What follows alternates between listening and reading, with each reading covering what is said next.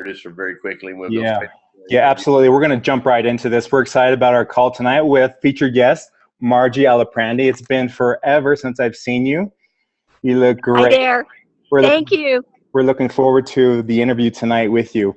And like Jef said, we normally have the training at the beginning, but Margie is super busy. She's out in Vegas, and so we're going to start the interview right with Margie at the beginning. Then after, we'll have the training. So, Jef, let's go ahead and just jump into it.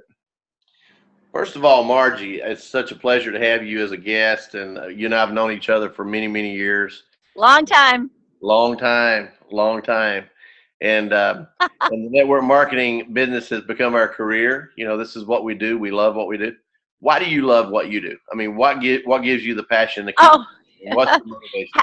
How can I enumerate that in just a few words? I love everything about what I do. I love the opportunity to feel like I'm making a really big difference in people's lives. I love the creativity about it. I like the recruiting. I like promoting a product that I know makes a difference for people. I love building teams. I mean, I just love everything about it. I love the freedom. You know, the passive income isn't bad, but really the relationships that you're able to create, you know, on a global scale, people that become like family. That's just a huge joy. It sure is. Absolutely. One of the things I just got through doing, I just did a webinar for Korea, you know, and the people over there, and also talking about some of these other countries and the different cultures. You're in how many different countries as you're building your team? Oh my gosh, 29 or 30, I think. 29 or 30 different countries. Yeah. And the reason I'm asking this is because obviously there's going to be people listening from different countries, different translations that are going to be placed into this. And one of the things that's very dynamic is you are a global leader, and a lot of the people that we've had on our guest list have been the same. Global leadership. Why go global? Why not just stay in the U.S. and work in the U.S., not working anywhere else? Save the airfare. Just stay in your box. Why didn't you just do that? What was your reason? Well, for one thing, you know, when you start, can you hear me better now? Yeah, I can hear you very good. Okay, awesome. So one thing is that when you start building in the U.S., our world is kind of a small place anymore, you know, with social media and so forth. But literally, I was taken around the world. Like, you know, a meeting in New York City took me to Russia, where at one point I had 500,000 people in Eurasia. And out of a meeting in LA, I ended up with a huge team in Malaysia. So, you know, it's kind of like, you know, starting in your own backyard and letting that be the place where, you know, for the least amount of expense, you can learn and build that initial team. But, you know, eventually it's going to take you all over the world if you stay in it long enough. I totally agree. And one of the most beautiful things that we've learned, and you've done this with your travel, and I have too, there's so many good people in every country. And yeah. And it's almost, you have people that don't even speak your language that they feel almost like family to you after a period of time working with them, because there's a trust Yep. level there among networkers internationally. Yeah, and no question. Yeah, and no question that, you know, you've got there are regions of the world where there's just not as much opportunity, and they're hungry, and, you know, and they're living on a limited income. And so, you know, network marketing is maybe one of the only solutions for them. And so when they grab onto the idea, they're extremely loyal. They're extremely grateful. I know you've experienced this, that just the heart of, you know, some of these global markets, the people in these global markets can just own your heart big time. Your heart. We were just talking about this last week, how that you go into Hungary or some of these other countries, they'll spend 3, 4, 5 months of their salary to join your company, because they know that if they can make $1,000, $1,500 a month, they're making more money than anyone in their block.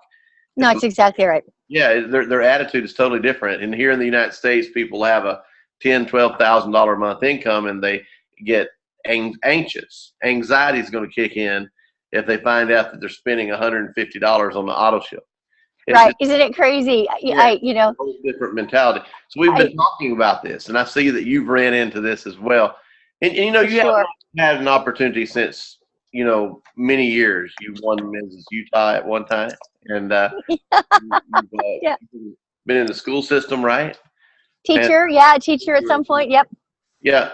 You are the stereotype of what a lot of women look at as far as, you know, going into network marketing. You set that example. I know that weight is on your shoulders many times, but at the same time, outside of that weighted side, there's that side that's light, because you set that example of, and I've used this example. I said, you know, you can take a second grade or a fourth grade school teacher and their mentality of nurturing, their mentality of really wanting to help and manage and organize.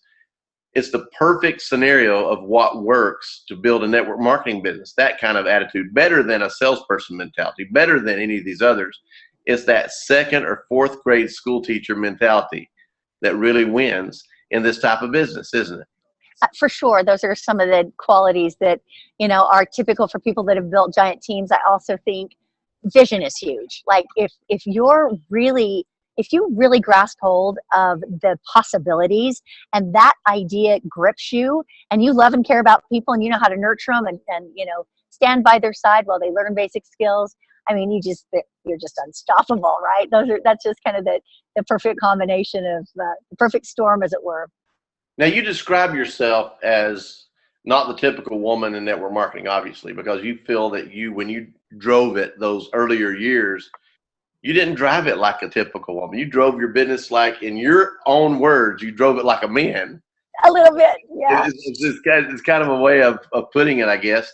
Can you explain that to us just a little bit? Because that has to be an interesting subject for every. Yeah, it is. So I think, you know, the way I look at sort of the quintessentially prescribed male and female qualities, I think we all have all of them, like in a great big spectrum. Maybe we have some that are more, you know, natural for us or whatever, but I think we all can like take them on whenever we need them. And I look back to those early days of building my business, and I just think was sort of like channeling more of my male qualities maybe than my female qualities. And I noticed at some point years later, it's like, whoa, I might be able to just like, you know, integrate some of the softer, gentler, you know, aspects of myself. And as that happened years later, I did feel like I was more integrated, like more congruent, actually more effective. I think back in the day that I wondered, you know, like, what is true power? And even when I made the decision to like start embracing some of the gentler, softer sides of myself, I thought, oh, I hope I don't start feeling less powerful. And it's been a lesson for me to realize that really true power is when you're standing in your own purpose and you're willing to step out and act on that. And it can be quiet. It doesn't have to be bombastic and loud. It can be whenever you are drawn by a call that's deep within you, like that's powerful. And it comes in a million different disguises, anywhere along the spectrum of things that we would typically assign to male or female qualities. What I do find today, though, Jeff, that I find really interesting is that I think the more, if you would say, feminine qualities are really what draw people. I think people have a really, excuse the French, but they have a really high bullshit meter. And so the sort of salesperson, bombastic, loud, domineering, do what I say, like that kind of a demeanor does not like jive with people anymore. And so I really think it's a very special time for women and men who think like women, because I think people are looking for just what's real. And they're looking for people that are genuine and that care. They have an intuitive sense of what your real come from is. And so when you really care about them and you're in purpose and you got vision and you can express it, like that's so powerful. And that is not like singularly any one sex, male or female, but I do think that women tend to have a corner on those kinds of qualities. And so I think it's a very special time for women in our world and also in our profession. Okay, I'm going to pick on that subject just a little bit. Okay, and you're knowledgeable of this subject. What about, let's just pick on the word image. We're going into an era in a day that when years ago you were teaching, I was teaching, everyone were teaching, guys wear a tie, you know, women look sharp, look like you're going to a business meeting, whatever, and things have changed. Things have changed a lot. But still, we all know that the top leaders within network marketing dress sharp. Yep. They dress debonair. They really put it out there as much as they possibly can. That's what top leaders do. Okay, if that's still what top leaders do you see a shift going on? And what is your true attitude about image as far as network marketing? I know I'm putting you on. It's okay. It's okay. It's not a great, it's not, I'm not the best one to answer this, because I will almost always go for comfort over almost anything. When I wear my like hot, sexy high heels to an event, I got my flip-flops in my bag. I'm really all about comfort. And so, yes, I think you have to dress sharp, look your best, and more than anything, you know, be brilliant from within, right? Like you have that sense of presence. But I do see kind of a shift, to answer your question.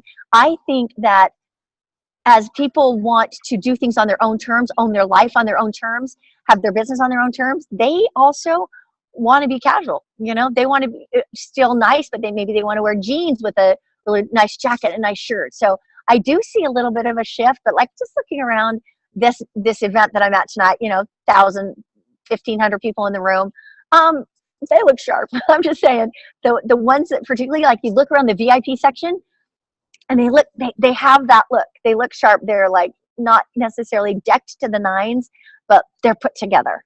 They exude presence and image that's kind of befitting to success. Image that's befitting to success. Did you hear that, Mario? Image that's befitting to success. I find that a lot of people do want their freedom. They want their freedom to do whatever they want to do, yeah, the way they want to look. But at the same time, we've also seen those images that some people take it to the extreme to where they're actually shutting the door or narrowing down their opportunities, narrowing down their opportunity to reach out to a lot of people. Obviously, we're setting an example of people. When people look at us, they should be able to say, I want to get there one day. Yeah. I want to reach that level one day. I want to make it to that place one day. And you and I and Mario, we all have traveled. We've seen the world. We've seen so many wonderful places. People see that and they hear about that. They say, I want to be there one day. It's hard for someone to look at someone that's just not really taking it serious, or they don't have that image. They don't care about their image. They don't care what anybody thinks. And I know we're picking on a very sensitive subject because this is a sensitive subject. How do people, do you ever take women over to the side that you really believe in? Do you take leaders, male or female, over to the side? Have you ever done that? And say, hey. I don't. I should probably be a better leader in those ways. I would be more apt to mentor them on who they're being than how they're looking. I mean, if something was super out of whack, like, you know, somebody had just like super long hair and it was, like you said, it was maybe a distraction. People couldn't hear the opportunity because maybe some way they look. If it was really extreme, I might say something, but I think I'm more of a mentor on who people are being than what they're doing. And I would mentor them in, you know, mindset kinds of things and how to articulate certain things more than I would like pick on their clothes. So. No, I hear you. I hear it's a sensitive thing, and it was a picky question. It was actually something that's driving a wedge. I mean, because that's what we do when I'm trying to interview these leaders, top leaders. Yeah. Ask them questions that they wouldn't normally hear, maybe. Yeah, it's cool. It's cool. I'll answer any question. I'm just not like that. That's not how It's a touchy one. I get it. I totally get it. I've actually seen times. I've seen times where I've seen people's potential at a level, and I don't think they've seen their own potential like I could see their potential. Oh, no question. No question. I mean, I think one of the greatest things we do as leaders is to see the best in people and be an advocate for them and hold the vision of what's possible for them, articulate it regularly, and then just hold that space until they step into it. Like, that's one of the greatest things we do as leaders, no question. So you're programming them. You're actually causing them to feel comfortable within a positive atmosphere that maybe they haven't had in a while, or you're creating an environment of edification, admiration. Yep. And consistently pointing out where they're brilliant. Like, you know, just always catching them doing something great. Like, do you realize how awesome what you just did was? Like, being really in tune with anything positive that you can share with them. And you know, I've just learned that no matter how advanced a leader is, no matter how iconic, it always feels good to have somebody give you a compliment or to point out when you've done something well. Sure. Absolutely. Absolutely. And you're one of the best I've seen at edifying people and causing them to feel that way. You're a socialite, obviously. Your daughter, I'm just gonna I know, right? throw this into the interview. You know, you've been a phenomenal networker, Margie. You've set an example. I think the greatest teaching that you do is the example that you set. Thank you. One of the greatest ways that you have now brought that into fruition, you know, it's manifested itself through the fact that your daughter has picked up the torch and now has become a strong leader as well. Can you tell us about that? Oh my gosh. Well, talk about joy of joys, right? Because when I started this, my kids were 5, 4, and 2, and I just kind of scraped it along as a single mom, driving around the country, sleeping in my car, getting dressed in the gas station bathrooms, and going off and doing meetings and holding the vision and speaking the vision and breathing life into people and doing all that stuff. And, you know, there are challenging times when you're trying to balance a small family and also do what needs to be done to create the kind of income that I had my eye on. And it's so cool now for me to have that 60,000 foot view, because my child that was 5 is now 33. My child that was 4 is now 32. My child that was 2 is now 30. And in the meantime, I had a 4th child, and I look at every one of their lives. And, you know, for all those times I doubted myself and prayed to God I wasn't ruining them and tried to balance everything and do it all and be Superwoman, you know, for all of that, I love who those people have become. And I know that to some degree, it's because they saw an entrepreneurial mom who would not give up on her dreams. And what each of those kids know in their life today is that their dreams matter. And then what about this joy of joys? My 23-year-old daughter, who I used to say, hey, I'll pay you not to get a job, finishes college thinking, how am I going to make a difference in the world? How am I going to make unlimited money? And how am I going to have freedom? She's like, I don't know how to answer that question. She came to the relaunch of, you know, the company that I've been with forever and a day. You know that, Jeff. She came to that launch and she grabbed my hand and she says, Mom, what has been before me my entire life is my destiny. Let's do this. And so here I am, like joy of joys, 27 years in the business, side by side with my lovely daughter, who has such vision also. And yeah, we're having a blast. We're having a blast. That's just amazing when you can take it to the next generation. Yeah. It's one thing for the next generation just to say, okay, yeah, I'm going to get in there, but they don't do anything. You've seen this a lot. Sure. A lot of people that have experienced that with their children and what have you. Yeah. It's very normal. Well, you hit a home run when your daughter picked up that torch and just, yeah. I seen it in your daughter's eyes when she was starting. Fire, right? Fire in the eyes. Fire. Yeah, and you passed that straight into her, and for her to have that and not feel enabled. I mean, she was really wanting it herself. She wanted to come herself. So she chose it. Right. You did something right. Thank you. That's the best stuff I've ever done is, you know, give birth to those kids and show them what the entrepreneurial mind is and how to know that they can be, do, and have anything in life. That's my greatest accomplishment. Very for sure. Good. Well, one more thing. I want us to look at your books that you have published recently over the last few years, and you know that how to get absolutely anything you want. There you have it, man. That's a catchy one, you know, and then it goes into, you know, in 6 practical, doable, time-tested steps, you know, and you know that's the catchphrase. And it is. It's all about a system. Yeah. It's all about a system. If everyone has a systematic approach, they're going to get there. You know, you can get so far emotionally. Yeah. But your feet have to touch the ground. So talk to us about how do we get anything that we want. Well, that book is available on Amazon, How to Get Absolutely Anything You Want. The cool thing for me now is that it has been translated into German, it has been translated into Russian, and it is about ready to be translated into Persian, which is so freaking cool. How that book came to be is that when I had that early success, like within 1 year, I was making more money in a month than I could have made in a year teaching school, made my first $1 million. By the time I was 35, I've made millions upon millions and millions of dollars over the last several years.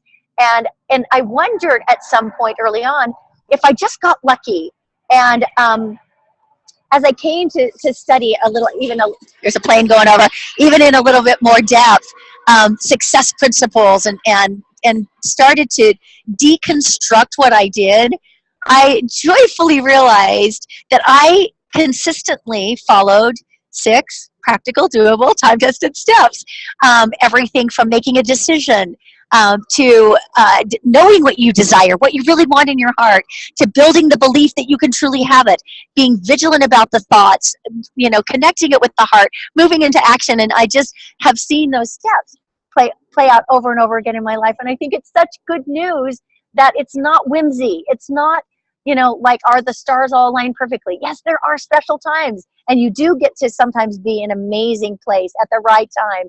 But really, you can create success out of nothing if you just follow these 6 steps. And it's a really interactive work as well. So, yeah, I'm proud of it, Jef. Thanks. Well, we have a library on our website, globalprosperitymarketing.com, which is being switched over to jefwelch.com. And we have a library there.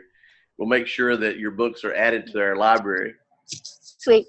Right next to Jordan Adler's and some of the others that are on that list. And sweet. And we have a network marketing book that I co-authored, also called The Best Worst First, which is a great little book about best practices. Like, if you're getting someone started and you wanted to tell them what's the best thing they could do, what's the worst thing they could do, and what's the first thing they should do, just interviewing some of the iconic.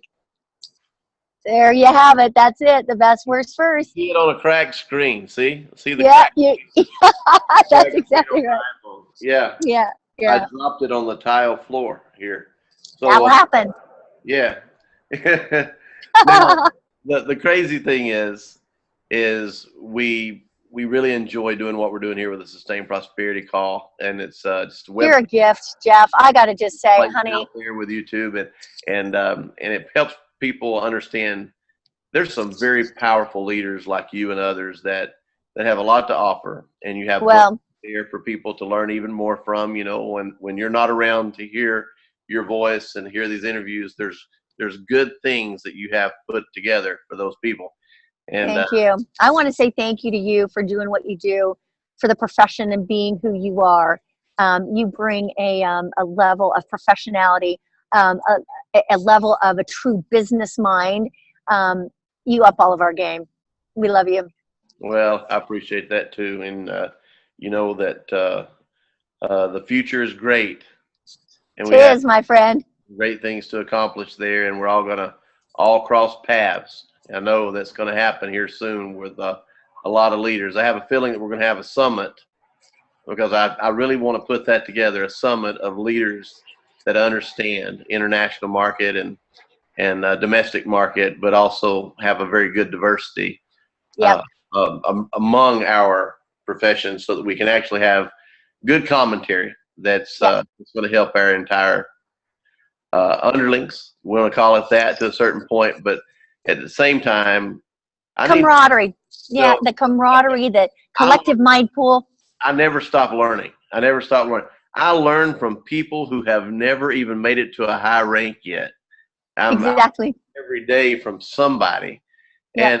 And the part that I really enjoy is the freshness of all these new people coming into the business of network marketing.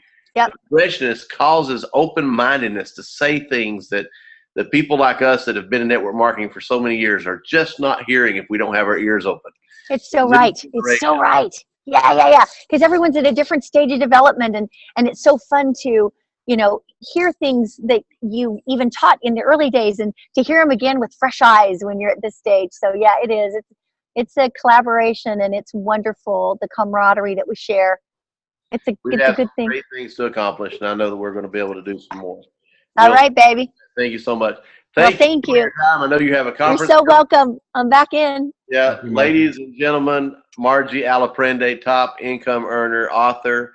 You're going to see all the links to her books and her website as well, so that you can click in on what she's doing. So we appreciate you very much, Margie, for being with us. Bye, guys. Thanks so much. Thanks, Margie. Bye. All right. Very Wow. good. I'd Very love good. to read some of her books. Those are awesome. What we have as we were listening into this is a reiteration of some of the things that we were talking about to the Korean group as I was doing the webcast before we started this one. Is there's an importance to women. There's an importance to their demeanor. There's an importance to their psyche. There's an importance to the way that they're established within our organizations. As we move into all these international markets, Mario, every different culture that we walk into has a different way that women are treated, that women are looked upon, that women are valued, you know, and we see that. I mean, we really do see that. We've seen a change here in the United States, even in my mother's years, where women fought for their rights, fought for their equality, fought for their ability to be measured up, you know, like the man. You've seen this. And as we walk into the different cultures throughout the world, you know, walking into Korea is totally different than walking into Japan or Mexico. It's different everywhere we go, the cultures. And we were talking just earlier in another session, like I say, and it had to do with Asia. And one of the things that we were talking about, Mario, was the fact that some countries you go into, women are treated almost like property. It's like a piece of property. The women don't have the freedom of working outside of the home. They have to either teach piano or they have to tutor, they have to babysit, they have to do something that they can do within the home because the husband will not allow it.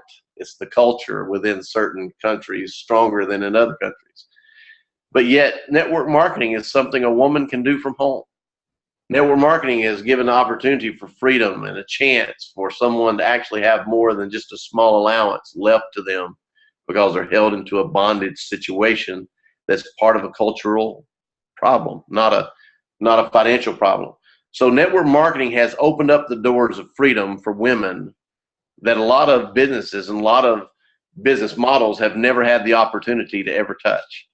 It's quicker, faster, more productive, and much more fun than working your way up a ladder at a corporate headquarters.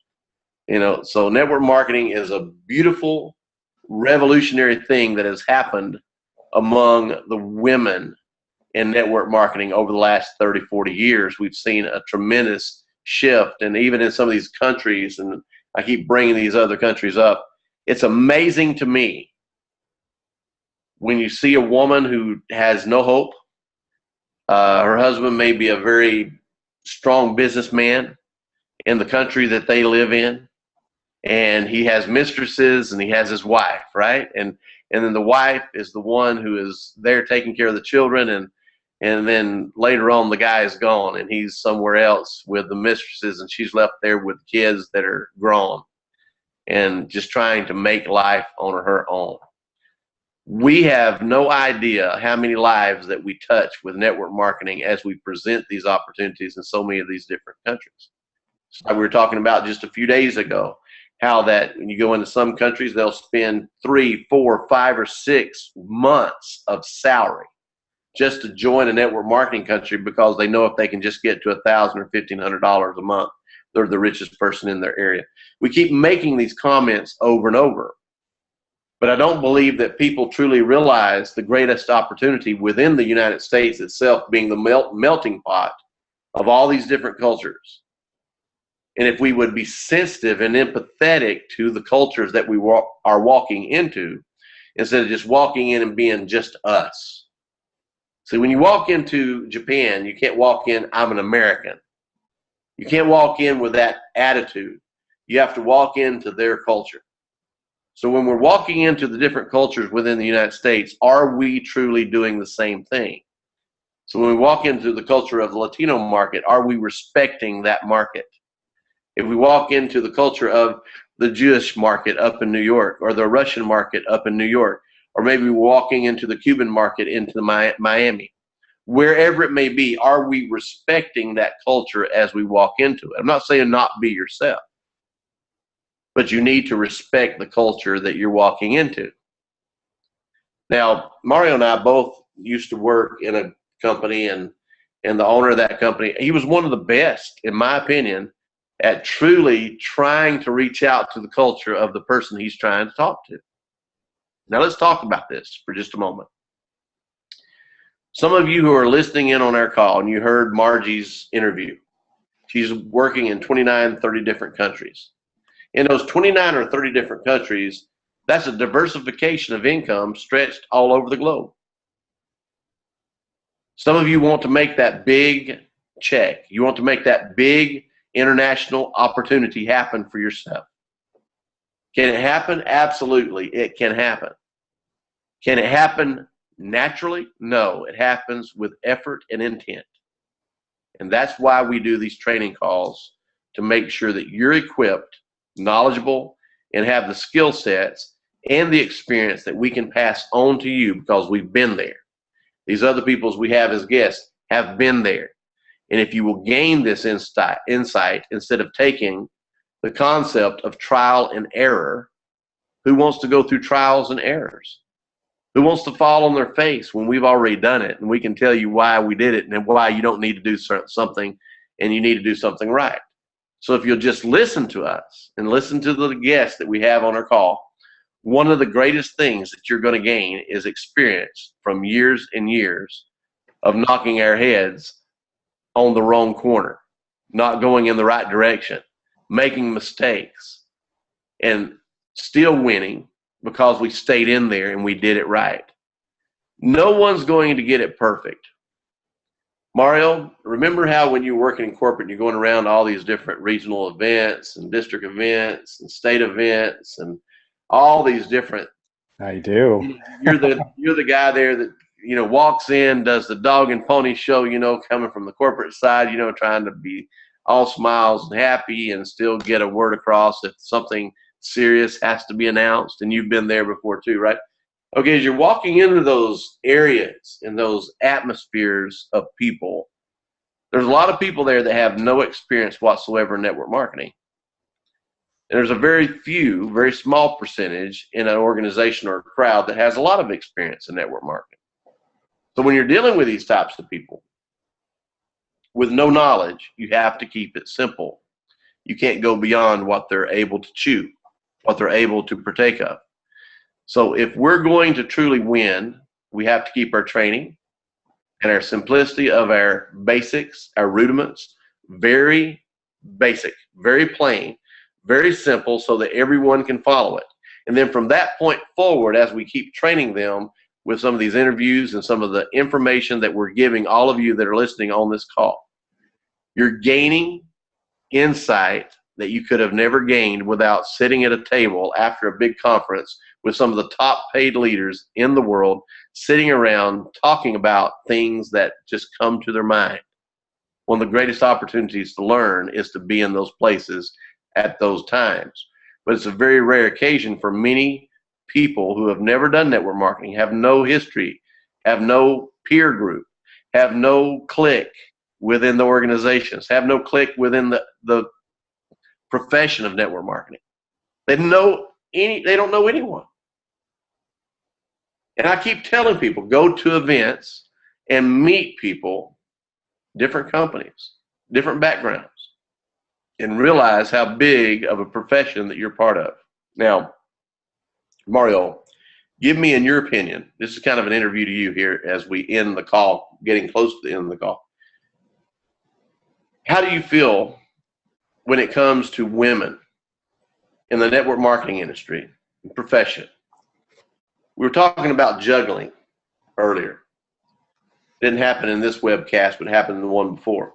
Women have the ability to open up multiple boxes and multitask and do so many different things, and we depend on them because once a woman gets it, a woman goes straight to the top.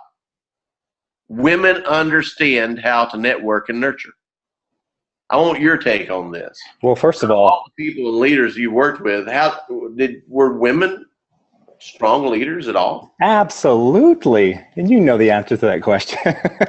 Yeah, I mean, even working in corporate, I've seen so many women that have had huge success. You know, some of them didn't have any options, right? Some of them didn't have the support of their significant other, their husband, but yet they continued to grind and grind and grind because there's certain women that didn't have any options, right?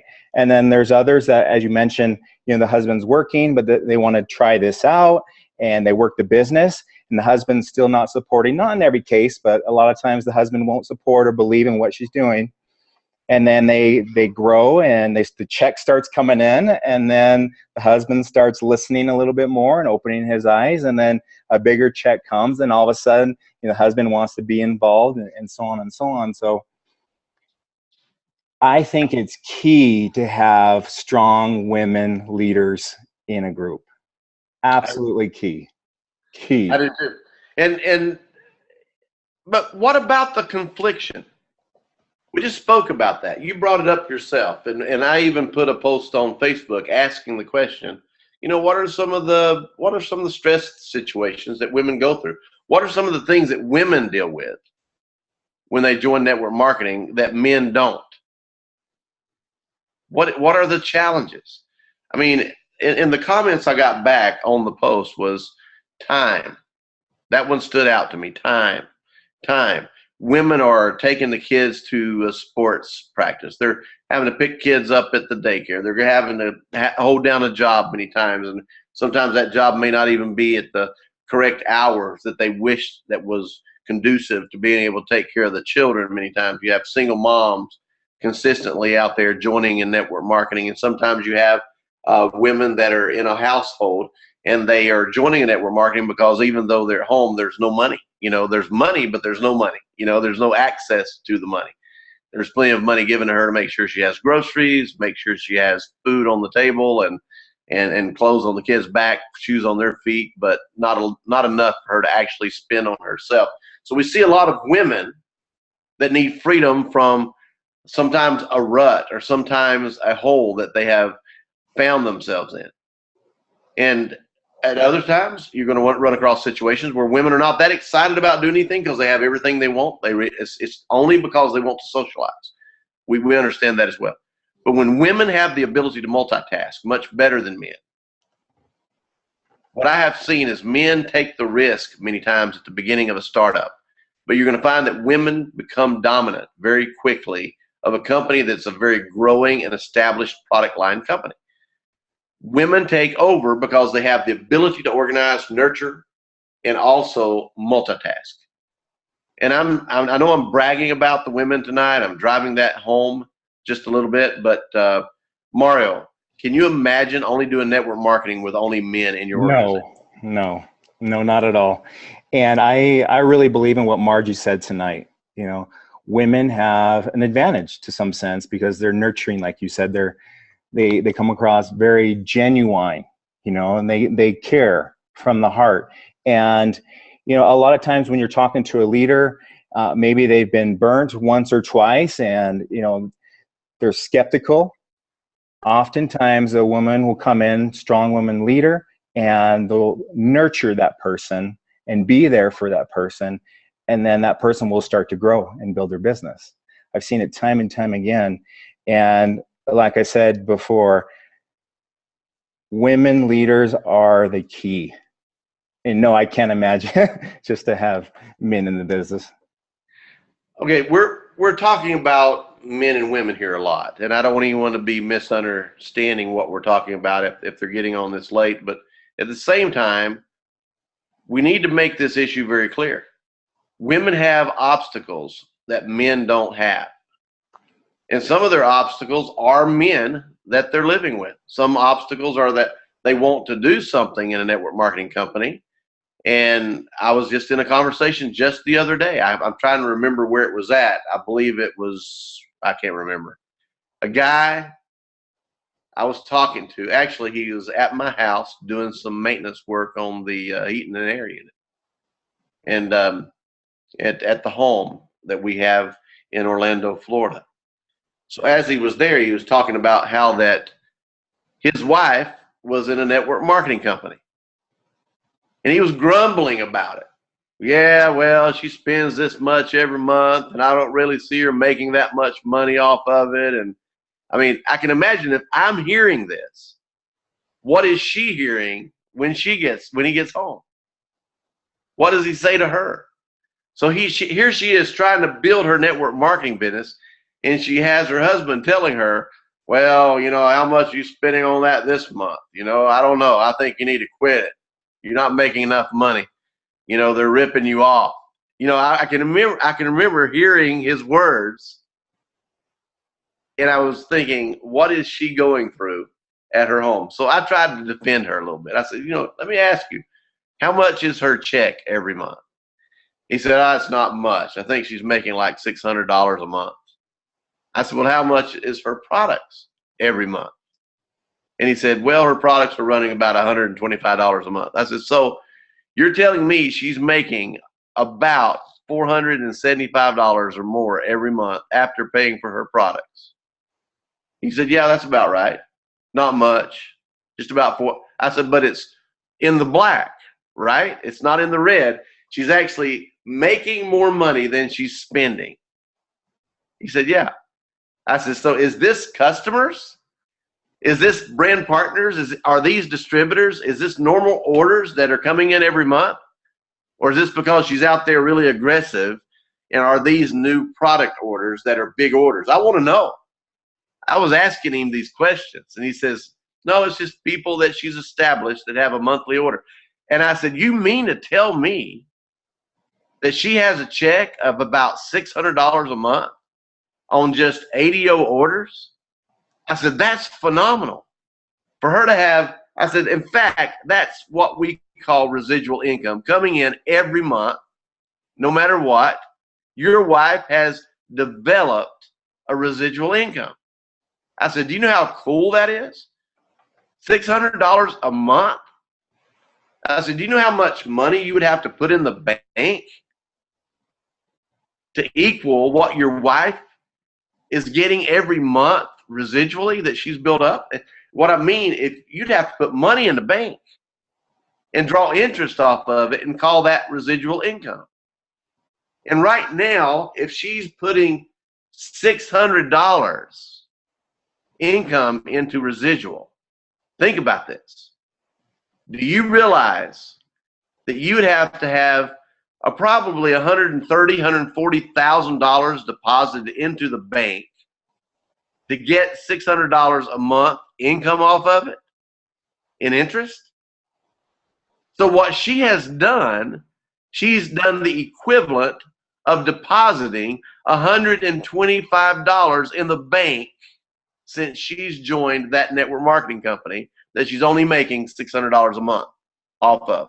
I said, how much since she has joined your network, that network marketing company, how much have you deposited from your business in the bank? Have you deposited $125,000 like she has? The equivalent of.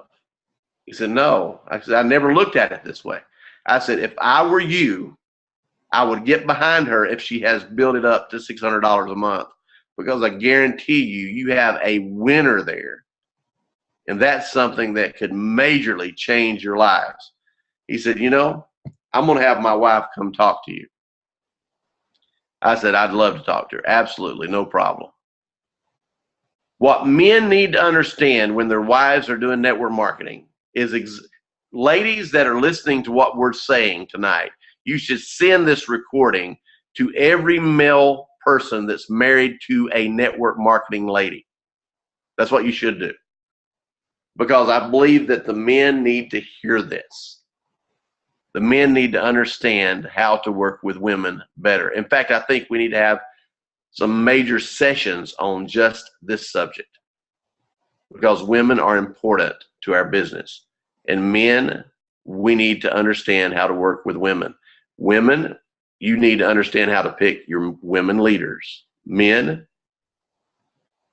you need to learn how to pick your women leaders as well. And I appreciate everyone. I know I'm not going to keep everyone late tonight. But Mario, you have something to add to this, because I know we've been talking on a touchy subject, but at the same time, it's been such a pleasure to have Margie Aliprandi as our guest. And I know that she's going to relate directly to a lot of the ladies within our audience. And we've been talking about this even before her interview tonight, you know, in Korea and the different cultures. And I can't say enough about how that we can actually energize the way that everything works around bringing out the best in everyone in our teams. And the one thing that we can bring out and allow to happen is to allow that free spirit that women have and their abilities that they have, and let us men respect those abilities, because sometimes they're further beyond what we could ever imagine. They have many, many multitasking abilities compared to us. We need to utilize this to nurture and to formulate one of the best teams ever. And all of you who are listening, you can win with this type of information. Thank you so much. Mario, I'll turn it over to you. Thank you. And I absolutely agree with you, Jef. That is definitely key. And I loved Margie Aliprandi tonight. I mean, she has so much energy and so much positivity. Absolutely loved tonight. I liked a lot of things that she said. She talked about vision. Vision for me is huge as well. You guys talked about the shift a little bit with, you mentioned suit and tie out there and, you know, on stage. But what I wanted to bring up with that is there's also a shift in corporate, you know, with suit and tie, because, hey, back when I got started, it was suit and tie every day, and you've seen that shift. And I remember going to some meetings like, hey, boss, do I need to wear a suit and a tie? Because it's kind of shifting a little bit. And so definitely a lot of changes going on there as well. But I absolutely agree with you. I absolutely love tonight. And I want to thank you, Jef, for always training us. And you're a huge mentor to me. And I want to thank everyone for being on the call tonight. Who do we have coming up? Well, I'm going to be sending out an announcement. We have several superstars that are scheduled for the next few weeks. Troy Dooley is one of those. I look forward to the interview with Troy Dooley, because Troy Dooley is just a superstar at interviewing other people. I mean, he's just very good at putting out videos. He has a phenomenal YouTube channel. If you're not subscribed to his YouTube channel, you should be, because you're going to get a lot of information and a lot of news and a lot of education when it comes to understand the legality, the side of network marketing a lot of people don't want to talk about. The things that help us stay out of trouble so that we make good decisions and we don't do things that are going to come back and hurt the company and hurt us as leaders. And so Troy, expert, he's like an expert in this arena of information. So I look forward to having Troy as one of our guests next month. So I'm excited about it. Awesome. All right. Well, thank you, Jef, and thank you everyone for joining us tonight. Just to remind you that this will be sent out to you. If you've registered, we'll send this out to you, and we encourage you to share it on social media and forward it to other individuals. Have a good night, everyone. Thank you for joining us.